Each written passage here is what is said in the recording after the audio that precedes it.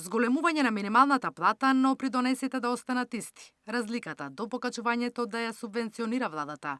Ова е предлогот на Бизнис конфедерацијата, кои сметат дека платите треба да растат, но само во општините кои можат да се дозволат. Пример земеме дека минималната плата ќе биде 25.000 денари или 30.000 денари, покачувањето да биде олеснето. Останатите придонеси кои досега се исплаќале по било кој основ на платата да останат на истото ниво. Во понеделник на Економско-социјалниот совет, синдикатот ќе бара зголемување на минималецот веднаш, и тоа најмалку за 6.000 денари.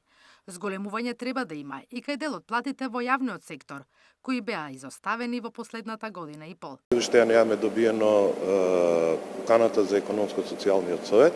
Ќе разговараме, се надевам, за минималната потрошувачка кошница, но има и работи кои што треба да ги разговараме во делот на покачувањето на оние работници во јавниот сектор кои што остана на оние плати од пред години. Од владата го повторија ставот, ќе се прифати она решение што ќе го договорат синдикатот и работодавачите.